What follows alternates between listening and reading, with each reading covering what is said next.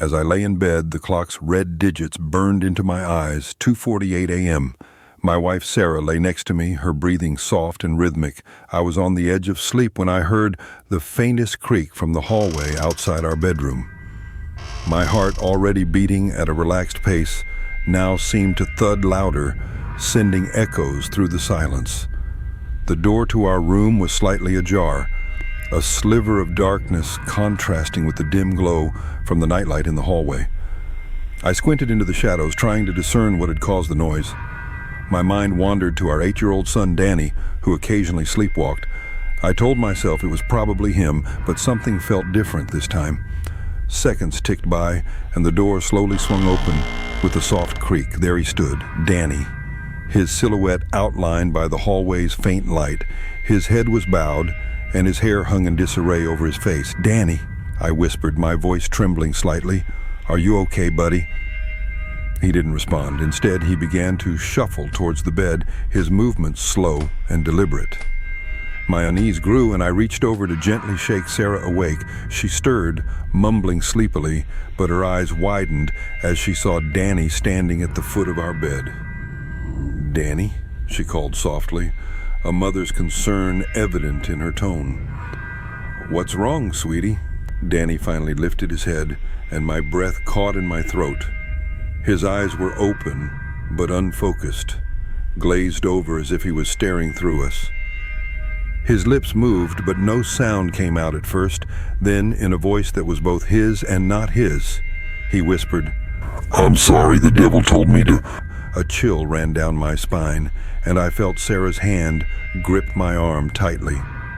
Danny's words hung in the air, heavy and oppressive. I tried to shake off the dread that settled over me, but it clung to me like a shroud.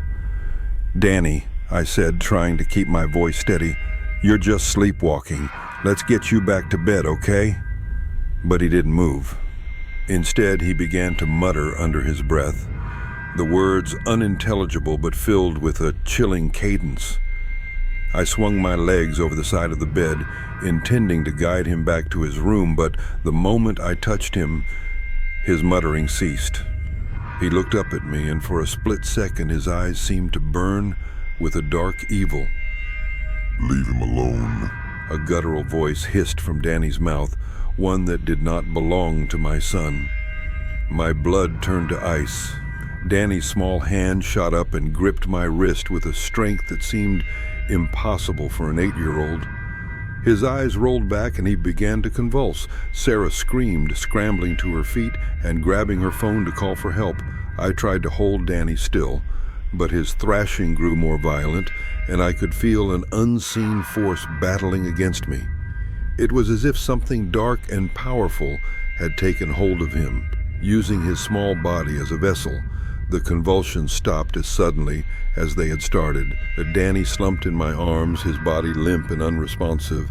I felt a wave of relief when I saw his chest rise and fall with shallow breaths. Sarah was still on the phone, frantic and in tears, speaking to an operator.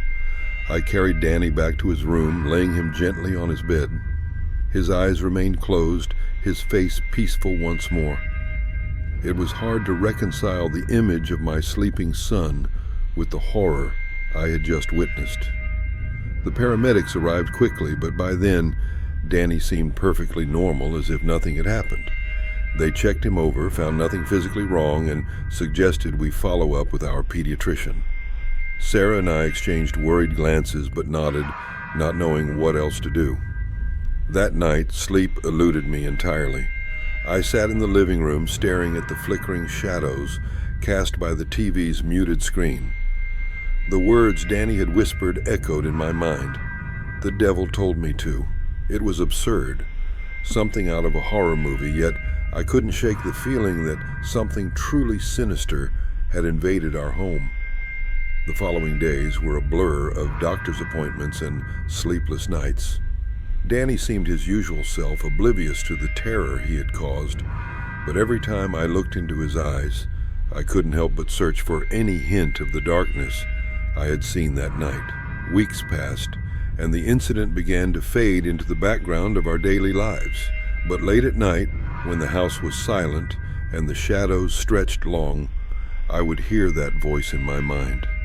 And in those moments I would lie awake, listening for the creak of the hallway floor and dreading the whisper that might follow.